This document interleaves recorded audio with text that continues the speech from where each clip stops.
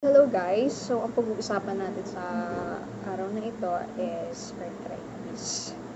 So, kasi isa ito sa mga common na kaso or cases na na-encounter or laging na ito yung isa sa mga pangkaraniwan na complaint ng mga pasyente ng physical therapy. So, ano nga ba ang arthritis? Kasi marami tayong misconceptions regarding sa arthritis. So, sa pamamagitan nito, mabibigyan natin ng linaw kung ano nga ba ang arthritis and ito din is sasabihin ko in layman's term Tagalog para mas madali po ninyong maunawaan at ito din po yung lengguwahe or ito yung kung paano ko din ini-explain sa aking pasyente. So, meron tayo, unang-una, marami pong klase ng arthritis. So, meron po yung 10 actually na klase ng arthritis. So, pero yung iba kasi hindi sila masyadong common or associated lang with other conditions. So, pag-usapan po natin yung tatlong common. So, una po dyan is, meron tayong tinatawag na gouty arthritis, rheumatoid arthritis, and then yung osteoarthritis. So, una muna is yung gouty arthritis. So, sabi ko nga po, yung tatlo na yun is magkakaiba. Kasi minsan, generalize po dahil nga hindi naman nila alam. So, ang pagkakaintindihin nila is general. So, yung isa is parang ina-assume nila na yung isa pa rin.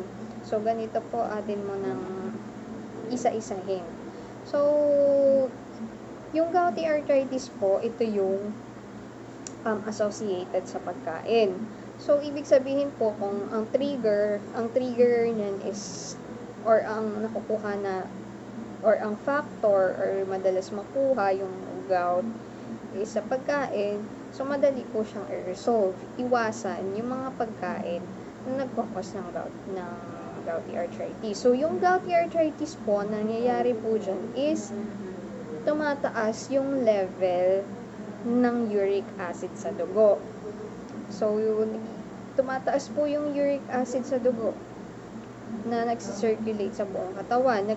Pag tumaas po ang uric acid niyan, magkakos po yan ng pain and inflammation.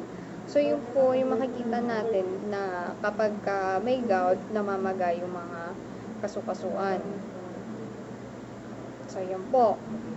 So, ano po yung usual na nagkakos ng gouty arthritis? Yung po yung mga, syempre, yung mga sa mag-iinom, yan yung mga laman loob, yung mga alak, then yung mga nuts po, yung mga vegetable na may mga buto-buto, like yung mga sitaw, yung mga, basta may mga buto-buto po. And then, sa mga isda, yung daw madudugo or maiitim. So, dun po tayo iwas.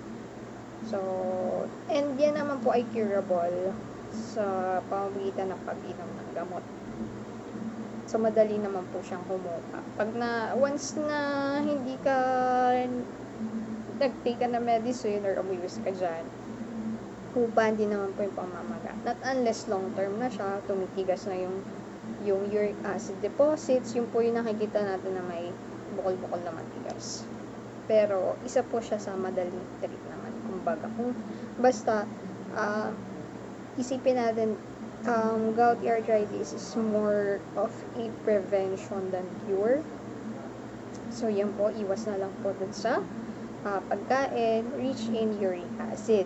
So, pangalawa po is the rheumatoid arthritis. Ito pong rheumatoid arthritis, madali naman po siyang, although medyo siya yung close similarity sa arthritis, ito po yung madaling, kumbaga, i-distinguish din naman. So, usually po, rheumatoid arthritis is, meron po siyang kasamang systemic. So, ibig sabihin po, may mga ibang bukod sa mga joints ay naapektuhan, may mga iba pa pong systems or organs na involved sa katawan ng tao. Kaya nga po, mas complicated siya than the arthritis. Kasi nga po may iba, and usually the presentation is symmetrical. So pag sinabi pong symmetrical, parehas na side. Pag po nagkaroon ng kanan, so madalas yung kaliwa meron din, and vice versa. So yun po yung presentations ng rheumatoid arthritis. And usually ito po ay sa kamay or sa wrist. Yan, yung kita niya na nadideform yung mga daliri. Yan. Yun po yung rheumatoid arthritis. So let's go to the third, which is the osteoarthritis. So, sa lahat ng arthritis, ito yung pinaka-common. Lalong-lalo na kung meron po sa family nyo na meron din arthritis. For example, yung parents mo or grandparents, meron ito. Tendency is, ikaw, magkaroon din. Or, kasi nga po, medyo may pagka, ang factor kasi nito is hereditary. Yan. Kasi, and, kung hindi man po ito hereditary, kung wala man sa family mo na merong ganito, there is still a tendency na magkaroon ka nito. Kasi nga po, ang arthritis is a result of wear and tear. Pag sinabing wear and tear, lahat naman po tayo dumadaan sa pagtanda. So, ito is one of the result of wear and tear na talagang dadaan ka sa proseso na to kasi nga tatanda tayo. So, kasama na yan sa pagtanda. Kaya wag na tayong magugulat dyan. Lalo na kung ikaw ay nung kabataan, ay masipag. Sabihin na natin na masipag, marami kang gawa. So, yan yung, in the long run, yan yung possible na makuha mo sa arthritis. So, bakit? Bakit siya result of wear and tear? Kasi po, ang tuhod natin parang ganito. Ano po kasi yan? Parang, una muna sabihin ko, ano ba yung mga nagkakaroon ng arthritis? Lahat po ng joints. Ano ba yung mga joints? Sa Tagalog, kasukasuan. So, yan po yung dugtungan ng buto sa buto. So, halimbawa, ito po yan.